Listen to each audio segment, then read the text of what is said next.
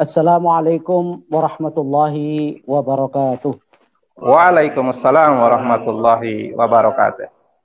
Alhamdulillahilladzi wakafa wassalatu wassalamu ala nabiyil mustafa wa ala alihi wa sahbihi min ahli sidqi wal wafa.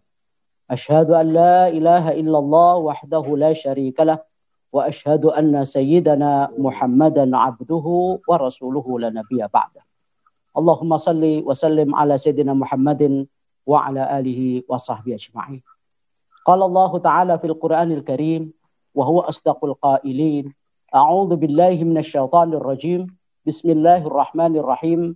Wa man ahsanu qawlan mimman da'a ila Allahi wa 'amila shalihan wa qala innani minal muslimin. Wa qala sallallahu alaihi wasallam fi hadits syarif la yahdiyallahu bika rajulan wahidan khairun laka min humurin na'am. Wa fi riwayatin khairun minad dunya wa ma fiha. Sadaqallahul azim wa sadaqa rasuluhun nabiyil karim wa nahnu ala dzalika minasy syahidin wasyakirin walhamdulillahi rabbil alamin. Yang kita hormati bersama Bapak pembicara kita, Bapak Dr. Burhanuddin Hamid Darmaji, yang bergabung bersama kita insya Allah nanti bersama-sama. Yang tidak lupa juga Ketua DPW dan segenap pengurus DPW Sultra, Ustadz Ya'udus Salam, dan ini adalah geng Assalam, ya. Ada Antas Salam, Ya'udus Salam, dan seterusnya. Ya, saya kenal keluarga beliau sudah sejak tahun 2002 ketika saya melakukan jaulah dakwah tahun 2002 ke Indonesia Timur termasuk Kendari, Makassar, Manado, Ternate sampai ke Papua. Dan ini adalah merupakan reuni barangkali untuk yang kesekian kalinya bersama saudara-saudara saya di Kendari. Kalau Papua segenap pengurus DPD dan seluruh aleg se-Sultra, dan tidak ketinggalan Bapak Wali Kota kita, Bapak Zulkarnain, yang sudah siap-siap menolak tenaga kerja asing. Ya, mudah-mudahan tidak sampai masuk. Ya. Kemudian seluruh kader dan simpatisan ya, DPW PKS Sulawesi Tenggara yang dimuliakan oleh Allah dimanapun Anda berada. Pada kesempatan kali ini saya diminta untuk menyampaikan satu tema yang saya kira sudah biasa tetapi mudah-mudahan dampaknya luar biasa. Dan satu tema yang bukan asing tetapi penting, bukan baru tetapi perlu dan tidak terlalu eksklusif tapi mudah-mudahan berdampak positif. Yaitu tentang peluang dan tantangan dakwah di saat atau di tengah wabah corona seperti kali ini. Nah, pada kesempatan kali ini suara dan wacana tentang new normal atau kehidupan baru nyaring terdengar di telinga kita. Ya, disuarakan oleh pemerintah dari pusat, diwacanakan oleh presiden, kita harus berdamai dengan corona. Maka banyak orang yang menanggapinya dan mensikapinya dengan pro dan kontra dengan adanya wacana new normal ini, di mana new normal atau kehidupan baru ini adalah sebuah perubahan perilaku ya manusia di saat ada wabah corona dengan menjaga protokol kesehatan, yang mana sebelumnya normal tapi tidak baru, jadi normal tapi lama gitu. Ada orde lama, ada orde baru. Sekarang ini kehidupan orde baru dan new orde baru, jadi barunya baru.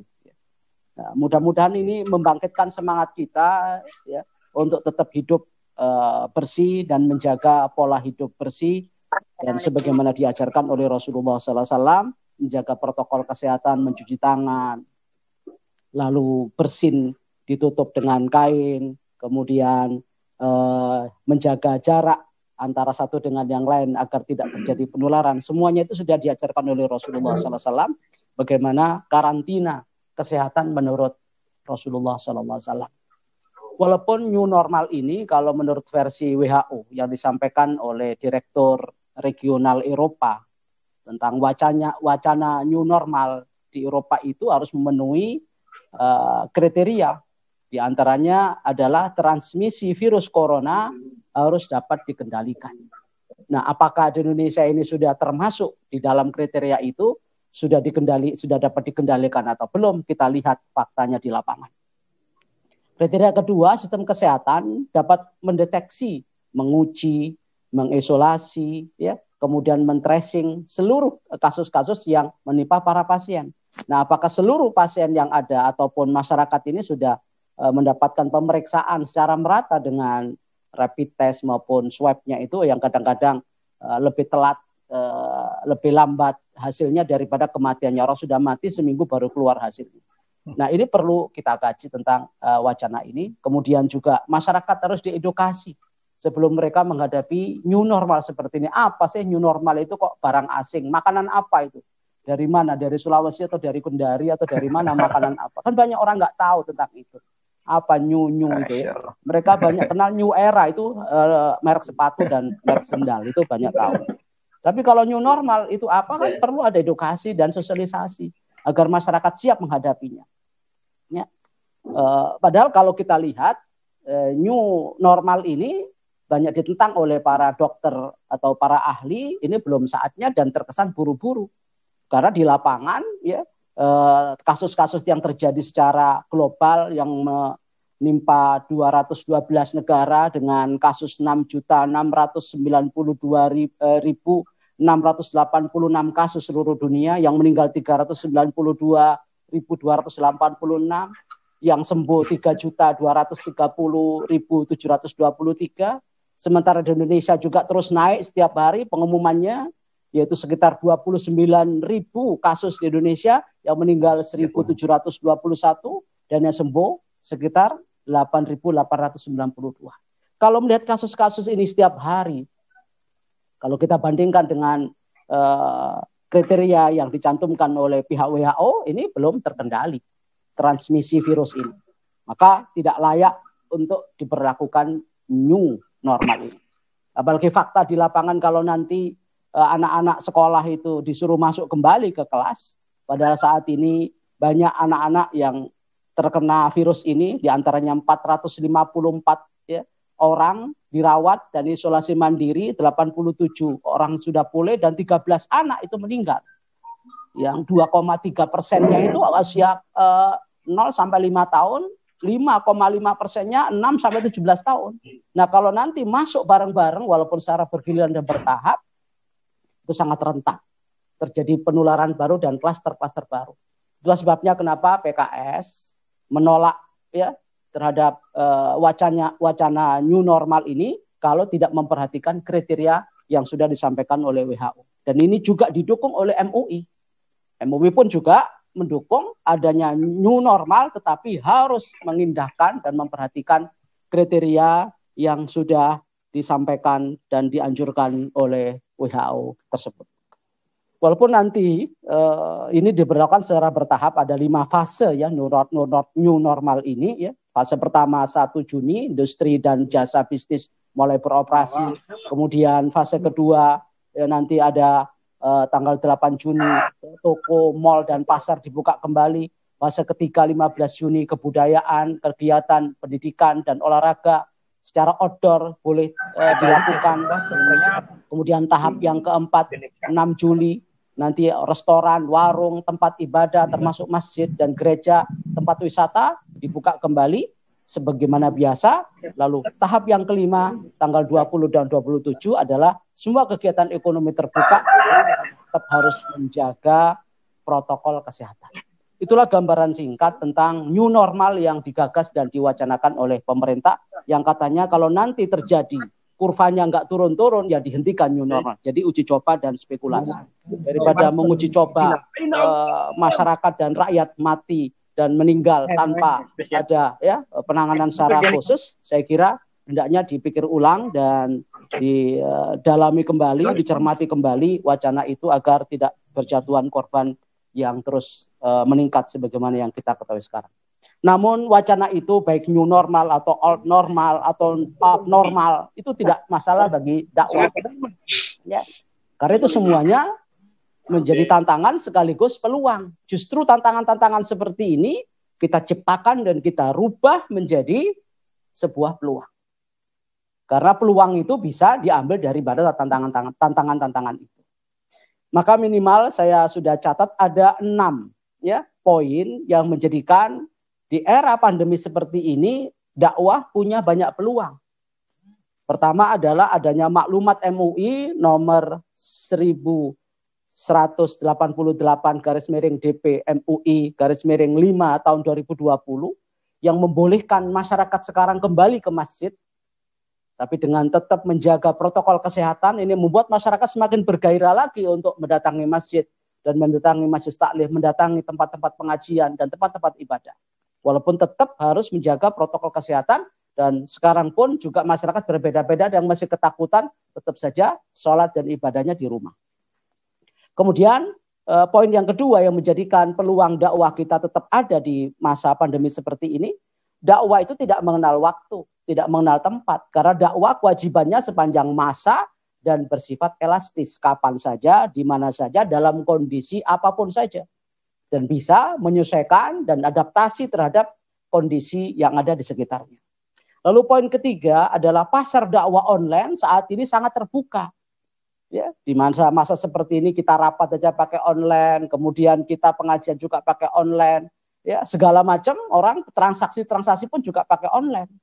Maka ini peluang juga bagi ustadz-ustadz online, ya dai-dai online yang selama ini mungkin offline, ya.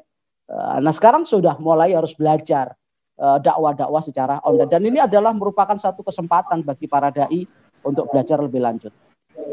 Lalu poin yang keempat, peluang dakwah ini tersedia dan terbuka bagi kita semua di depan mata kita adalah banyaknya korban PHK dan yang dirumahkan.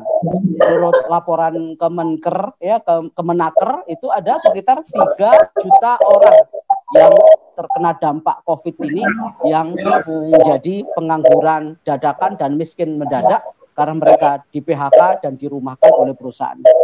Begitu pula banyak anak-anak yang sekolahnya dirumahkan. Bukan hanya pekerja saja, tapi pelajar dan siswa pun juga dirumahkan. Walaupun belajarnya from home, ya, dari rumahnya masing-masing, bekerja juga sebagian juga dari rumah masing-masing. Yang kelima adalah banyaknya umat Islam yang belum paham agama. Dari 227 juta umat Islam se-Indonesia yang merupakan 87% dari sekitar 264 juta penduduk Indonesia itu masih belum banyak paham tentang agama ini. Ini peluang juga bagi kita untuk bisa ya menciptakan sebuah gagasan-gagasan baru bagaimana mendakwai mereka yang masih belum banyak paham. Nanti rinciannya di belakang. Ya. Kemudian juga di samping itu banyak penduduk Indonesia ini yang belum lulus wajar 9 tahun. Wajib belajar 9 tahun sampai SMP. Kebanyakan mereka ada lulusan SD sampai 25 juta laporannya itu. Ini berarti kan mereka harus diangkat, di-upgrade wawasan dan kemampuannya serta pemahamannya tentang agama. Sudah nggak lulus SD, nggak lulus SMP, hanya SD, lalu agamanya nggak matang-matang juga karena tidak ada dakwah yang sampai kepada mereka. Lalu yang keenam, poin keenam yang menjadikan ini sebuah peluang dakwah di era new normal ini adalah umat Islam adalah penduduk mayoritas Republik ini. 87%, berarti sekitar 227 juta ya dari seluruh penduduk Indonesia sebanyak 264 juta, dan itu sesuai dengan laporan BPS ya. Kita mulai dari maklumat MUI nomor 1188/DP MUI /5 tahun 2020 tentang mensikapi new normal seperti ini. Nah, di dalam maklumat itu disebutkan bahwa mendukung kebijakan pemerintah. Kalau memang nanti suatu saat ada kebijakan baru tentang new normal. Tapi MUI memberikan kriteria, memberikan syarat. Sebagaimana syarat dan kriteria yang disampaikan oleh WHO. Bahwa transmisi virus corona dan COVID ini harus terkendali. Kemudian masyarakat dilibatkan di edukasi. Diajak berpartisipasi agar menyadari. Apalah artinya kalau new normal diberlakukan tapi masyarakat juga tidak menyadari tentang pentingnya menjaga jarak, cuci tangan, ya, kemudian batuk dan pileknya harus ditutupi, ya, lalu pakai masker. Kalau kesadaran itu nggak ada, percuma new normal ini menjadi new kasus jadinya, kasus-kasus baru, ya, new problemnya nanti akhirnya banyak problem-problem baru yang timbul nanti. Padahal sebelumnya mungkin dengan adanya PSBB yang sudah diberlakukan saat ini sudah meminimalisir angka-angka korban dan angka-angka yang terinfeksi dari corona itu. Tapi kalau ini dilonggarkan, masyarakat sudah seakan-akan sudah bebas karena sudah rindu masjid, rindu pasar, rindu mal, semuanya berduyun-duyun, akhirnya mereka menjadi klaster baru. Ini berbahaya. Makanya MUI juga memberikan kriteria, kalaupun nanti diberlakukan masjid dibuka, mal dibuka, sekolah dibuka, tetap harus menggunakan kriteria WHO yang salah satunya adalah pengendalian virus corona itu di Indonesia. Bahkan sistem kesehatan pun juga harus tersedia dengan lengkap, ya.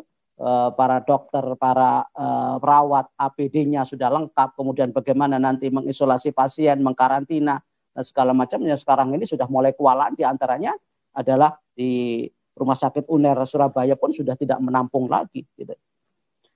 Nah, kemudian yang kedua itu adalah peluang yang pertama bahwa MUI sudah membuka, ya, kesempatan bagi umat Islam untuk datang ke masjid, tapi tetap harus menjaga protokol kesehatan yang kemarin sudah dimulai dengan sholat Jumat. Tetapi itu pun juga tidak menjadikan umat Islam kemudian euforia berduyun ke masjid. Masih banyak juga yang ada di rumahnya masing-masing. Oh, nggak ada suruhan MUI aja dalam kondisi normal banyak yang ke masjid, banyak yang tidak ke masjid, apalagi sekarang ada corona, ada alasan untuk tidak ke masjid, ya. Nah, ini juga akan menjadi peluang bagi kita untuk membangkitkan semangat dan ghiroh dakwah para kaum muslimin terutama yang ada di Indonesia. Kemudian peluang yang kedua atau poin yang kedua dari peluang dakwah ini, di samping seruan dan maklumat MUI yang menggairahkan umat Islam untuk tetap terlibat dan partisipasi dalam dakwah, adalah kewajiban dakwah ini sepanjang masa. Dakwah itu tidak hanya ketika normal, abnormal pun juga tetap harus dakwah. Ya, dalam kondisi filman syati wal makro, dalam kondisi menderita maupun bahagia, susah maupun senang, itu nggak ada masalah. Karena sifatnya adalah universal. Baik materinya, baik manhajnya, maupun waktu dan tempatnya, rahmatan lil alamin. Maka tidak akan terpengaruh dakwah itu dengan adanya kondisi-kondisi COVID seperti ini. Karena hukum dakwah itu dibagi dua. Ada yang fardu ain dan fardu kifayah. Kapan saatnya fardu ain dan kapan saatnya fardu kifayah. Fardu ain adalah kewajiban personal. Setiap orang melakukan dan harus melakukan amar ma'ruf nahi mungkar. Ketika kemungkaran, kejahatan, dan kemakrufan itu bisa diatasi oleh pribadi-pribadi itu. Tapi kalau sudah mengenai masalah-masalah yang harus ditangani secara kolektif, berjamaah, maka ini lembaga, maka menjadi fardu kifayah bagi pemerintah untuk bikin kebijakan, ya, seperti yang dilakukan oleh wali kota kita ini, ya. Itu fardu kifayah, nggak mungkin ketua DPW mengeluarkan surat edaran dan memberlakukan PSBB karena itu bukan kewenangannya. Dan tidak semua warga Sulawesi Tenggara atau kota Kendari itu melakukan itu karena tidak punya kewenangan. Dan ini harus dilakukan oleh orang-orang yang punya kemampuan dan otoritas tertentu sebagaimana wali kota, gubernur, presiden, dan lain sebagainya. Jadi fardu ain kalau itu bisa dilakukan oleh setiap pribadi, dan fardu kifayah kalau itu membutuhkan kerja-kerja kolektif dan jama'i ataupun lembaga-lembaga tertentu yang dimiliki oleh sebagian orang, tidak semua orang, maka itu sifatnya fardu kifayah. Ya, kalau sudah sebagian yang lain melakukan, maka berarti semuanya gugur, seperti contoh populernya adalah sholat jenazah, begitu ya. Nah, di samping kewajiban ini tidak akan berhenti dalam situasi tertentu dan tidak akan mandek dan stop dan terhalangi, terpengaruh oleh suatu kondisi tertentu, maka Islam telah memberikan metode dakwah ini sesuai dengan kondisi masing-masing. Oleh sebab itu Rasulullah Subhanahu wa taala sudah mengantisipasi sebenarnya metode dakwah sejak 15 abad yang lalu. Ketika Allah mengatakan dalam surat An-Nahl ayat 125 yang sering kita dengarkan ayatnya itu, ud'u ila sabili rabbika bil hikmati wal mau'izatil hasanati wajadilhum billati hiya ahsan. 3 metode ini dan bisa dipakai kapanpun. Dalam kondisi seperti sekarang ini kita harus tahu bagaimana dakwah kita, apakah harus dengan mau'izah, apakah harus dengan cara hikmah, apakah dengan harus pakai dialog seperti sekarang ini, gitu ya. Ini bisa dipakai kapanpun dalam situasi apapun, termasuk saat pandemi dan wabah corona yang melanda Indonesia, termasuk semua dunia yang sekarang ini sudah mengalami nasib yang sama seperti kita. Maka mungkin satu hal yang sangat bijak kalau kita sekarang ini banyak menggunakan ya dakwah via online. Karena kondisinya tidak memungkinkan secara offline. Yaitu entah berbentuk seminar seperti sekarang ini ya, webinar maupun langsung melalui Zoom langsung satu arah ya. Jadi monolog bukan dialog antar kita dengan masyarakat tertentu yang saat ini mungkin sedang di rumah masing-masing. Itu adalah bagian-bagian yang bisa menjadi peluang saat ini bagi kita semua untuk selalu berdakwah. Apalagi kalau dari sisi pahala ya sangat banyak kalau kita bisa ingin banyak pahala. Karena sebagian orang yang tidak memahami ini karena tidak tahu bagaimana positifnya orang berdakwah. Yang kata Rasulullah ad-dalu 'alal khair kafa'ili, setiap orang yang menunjukkan kebaikan adalah pahalanya seperti yang ditunjukkan. Kalau ada 1000 orang yang diberi ceramah dan tausiah menganut apa yang disampaikan oleh para ustadz dan kiainya, maka kiai itu dapat 1000 pahala tanpa mengurangi 1000 pahala yang dimiliki oleh 1000 orang itu. Nah, itu kalau semakin banyak maka pahalanya menjadi pahala MLM. Nah, ini menciptakan suatu peluang bahwa kita akan semakin bergairah, semakin bersemangat untuk berdakwah di masa pandemi corona seperti ini karena kewajiban ini tidak akan pernah berhenti dalam situasi apapun juga. Bahkan metode sudah diajarkan oleh Allah Subhanahu wa taala bil hikmati wal mau'izatil hasanati wajadilhum billati ihsan. Banyak cara dan banyak metode yang bisa kita lakukan untuk mengantisipasi dan bisa beradaptasi dengan situasi yang ada di lingkungan kita saat ini. Kemudian yang ketiga, peluang dakwah itu bisa kita lihat dari pasar dakwah secara online sekarang sangat terbuka. Karena pengguna internet di Indonesia ini terbesar ya, di antaranya yang ketiga di seluruh dunia. Ya, ada sekitar 171 juta pengguna internet. Ini hasil survei polling Indonesia ini tahun 2018. Itu tahun 2018, sekarang mungkin sudah bertambah ya. Bisa 175 juta jiwa Indonesia dari penduduk Indonesia, dari total penduduk Indonesia 264 juta ya, 1.600 ribu jiwa ini ya. Ya, sehingga kalau kita total persentasenya sekitar 64,8% penduduk Indonesia menggunakan internet. Ya, baik yang muslim maupun yang non-muslim. Sementara pengguna terbanyak dari pengguna internet itu yang menggunakan YouTube di Indonesia ini adalah nomor 1. Ya, di mana YouTube adalah banyak penggunanya, sekitar 88% itu mereka banyak menggunakan YouTube, mengakses YouTube. 83 melalui WA, kemudian FB 81%, Instagram 80%, pakai LINE 59%, Twitter 52%, ya, Facebook Messenger itu sekitar 47%, gitu ya. BlackBerry Messenger 38%. Yang terbanyak YouTube sekarang. Makanya banyak ustadz YouTube sekarang ini. Ya, ustadz jadi YouTuber. Ya. Nah, ini perlu dikelola. Jangan sampai kita ketinggalan kereta. Orang sudah mencapai puncaknya, kita masih saja mengandalkan offline. Jadi kalau tidak ketemu nggak ngaji. Kalau nggak ketemu fisik kita nggak mantap. Ini bukan masalah perasaan. Ini karena harus mengantisipasi situasi. Kalau nggak ke masjid nggak enak. Ya bukan masalah nggak enak, ini membahayakan. Nah ini yang kadang-kadang logika kita ini nggak jalan ketika menghadapi situasi yang tidak normal. Ya, padahal kita harus mengantisipasi dengan segala macam situasi ini dengan baik. Ya. Kemudian juga pengguna Instagram di Indonesia ini termasuk yang terbesar juga, ada sekitar 60 juta orang ya, di Indonesia ini setelah Amerika dan Brazil. Ini survei tahun 2018, walaupun itu 2 tahun yang lalu, tapi ini bisa menjadi landasan kita melihat bagaimana pengguna dan pengakses Instagram ini cukup besar juga ya, di samping juga YouTube. Walaupun ini banyak beredar di wilayah Pulau Jawa ya, sekitar 65% itu di Jawa. Ya, termasuk Kendari, tidak termasuk di Jakarta. Nah, ini peluang kan bagi non Jawa dan di luar Jawa untuk melakukan satu upaya dakwah. Karena banyak orang ngumpul ya, penduduk ini kan memang 60% di Jawa. Makanya kalau pemilu menang di Jawa itu udah selesai. Karena 60% ya pemilihnya ada di Jawa. Maka wajar kalau pengguna internet itu 65% juga di Jawa. Tapi bukan berarti di luar Jawa bukan menjadi peluang. Ini peluang juga di Kendari, di Sulawesi menjadi peluang. Dan bagaimana membangkitkan dakwah di daerah-daerah itu, terpencil di daerah-daerah mana? Di transmigrasi yang kemarin saya pernah datang ke rumah saudara saya di daerah transmigrasi itu. Sekitar 100 kilo sampai 150 kilo ya, dengan jalan berkelok-kelok itu. Itu perlu adanya antisipasi walaupun kita sedang dilanda pandemi saat ini. Dan konten-konten ceramah biasanya tidak menarik dan tidak banyak diakses oleh banyak orang. Pengguna internet lebih banyak, sekitar 96% konten hiburan yang mereka akses. Karena itu adalah orang pengen santai, sudah pandemi kerja nggak ada gitu kan. Sudah sekolah di rumah, ngantuk, suntuk gitu kan. Capek, letih, lelah, stres, ya mereka cari hiburan. Nah, bagaimana kita juga menjadikan dakwah ini bagian daripada hiburan ruhiyah. Ya, kalau mereka cari hiburan-hiburan rupiah, nah kita sajikan hiburan-hiburan ruhiyah yang mengangkat mental kita agar mereka tidak stres menghadapi corona. Nah, ini adalah peluang juga bagi kita semua. Walaupun 96% mereka banyak mengakses lagu-lagu, film-film ya dan konten-konten yang ringan-ringan gitu ya.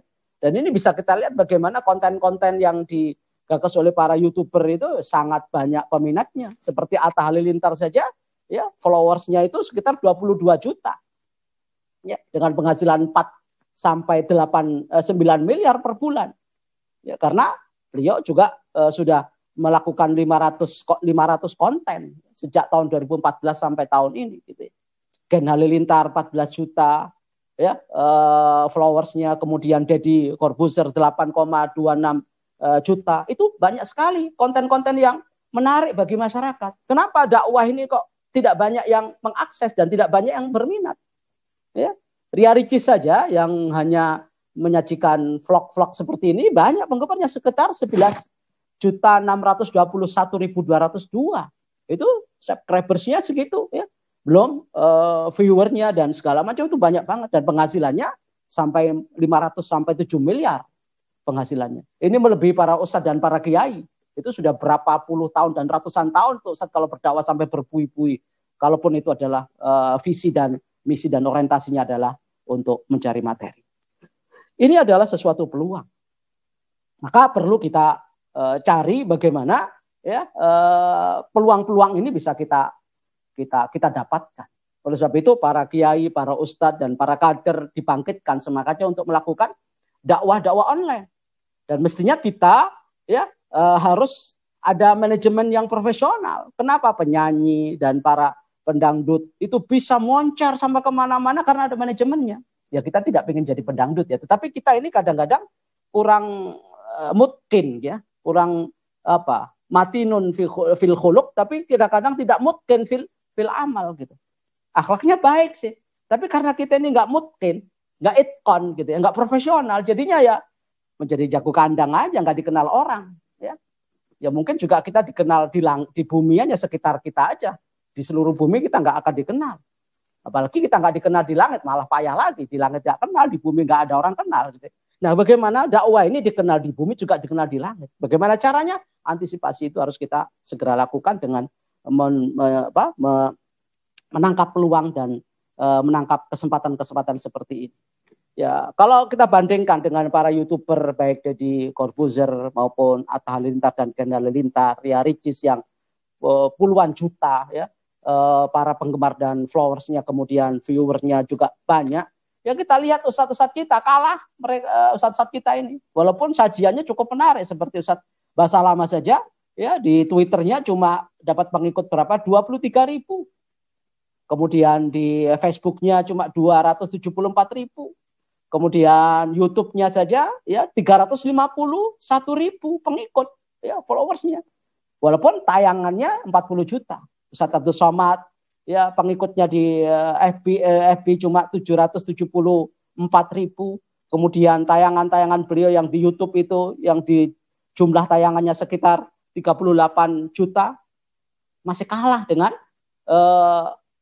seperti Atta Halilintar yang kalau dihitung sejak tahun 2014 sampai 2019 itu sudah 1,6 miliar.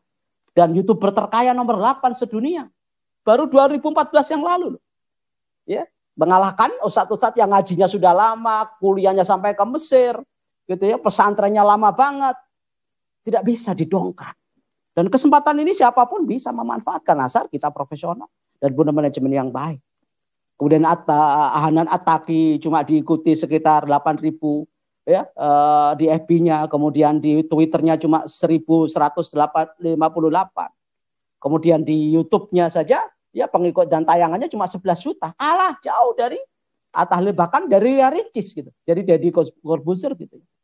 Gusmus itu cuma 1,66 juta pengikut. Kecil, para kiai besar loh. Gusmus itu pengurus PBNU. Dikenal oleh NU yang 60% ya penduduk Indonesia ini mengikuti NU. Tapi kenapa? Ya, sekelas beliau ini saja pengikut pekajiannya cuma 1,6 juta. Nah, ini barangkali menjadi evaluasi bagi kita semua. Ya, apalagi di Instagram, ya. Ustadz-ustadz kita ya kalah jauh. Ustadz Somad aja 9,6 juta followersnya. Kemudian Ustadz Hanan Attaqi 7,1 juta. Ustadz Agim sekitar 4,3 juta. Ya, Ustadz Felix Xiao itu sekitar 3,8 juta. Ustadz Adi Hidayat yang fenomenal itu cuma 1,9 juta. Dengan ya, penampilannya, dengan materinya yang padat, berisi, dan bermutu tinggi, ya, itu saja cuma 1,9. Sementara yang hiburannya ringan-ringan itu justru banyak penggemarnya.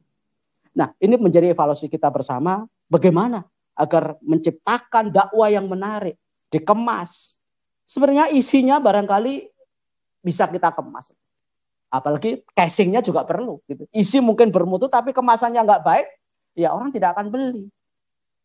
Ya, biting selilit itu, kalau dijual di pasar dengan bungkus daun, apalagi daunnya kotor, ya harganya murah, tapi kalau dibawa, ditaruh di etalase, lalu dibungkus plastik yang bagus dan indah, dikasih label, kasih merek, dijamin halal. Ya, itu ada biting atau untuk selilit ya, tusuk gigi, dijamin halal. Ya, itu sudah mahal itu, karena kemasannya dan promosinya. Nah, kita Ustadz ini kadang-kadang nggak ada yang mempromosikan, kerja sendiri, udah menyiapkan materinya sendiri, kalau ngerekam sendiri, ya mengeser sendiri, gitu kan? Terima amplop sendiri dan nggak profesional gitu. Nah, kita ini nggak boleh kalah dengan mereka. Mereka punya tim. Dan ustadz-ustadz yang tadi saya sebutkan 5 orang, Aakim, kemudian Ustadz Abdul Somad, Ustadz Hadi Hidayat, Hanan Attaqi, itu nggak punya partai loh. Nggak punya kader sebagaimana kita dari DPW sampai ke mana? Ke tidak punya kader sampai pengurus struktur sampai depera loh itu, ya. Nah, kita ini kan punya kader begitu banyak, struktur sampai ke desa. Kenapa kita tidak bisa mengupgrade dan mengcreate kemudian mengangkat menjadikan Syakhsiah Bariza misalnya Ustadz Yaudu menjadi orang yang terkenal, dakwahnya dikenal, banyak orang menjadi rujukan. Ustadz Andi, Ustadz Suherman dan ustadz-ustadz yang lain di Kendari bisa sebenarnya. Dan itu orang-orang lama itu, ya. Ustadz Andi itu termasuk manusia-manusia langka di Kendari. Ustadz Suherman manusia langka. Ustadz Yaudu itu orang langka semua. Masih awet dan abadi lestari sampai hari ini, nggak rontok di tengah jalan. Itu perlu dilestarikan orang-orang seperti ini. Tapi perlu ada manajemen, perlu ada yang membackup timnya. Kalau enggak, ya hilang. Mutunya saya kira nggak kalah dengan mereka. Cuma bagaimana kemasan kita. Ya, begitulah kira-kira peluang yang kita hadapi di masa pandemi ini.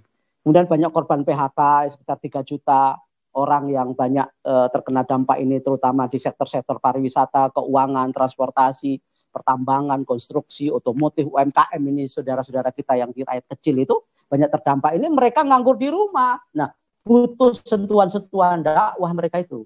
Ya, melalui YouTube, melalui Zoom, melalui apapun yang bisa kita lakukan, walaupun kita nggak bisa bertatap muka.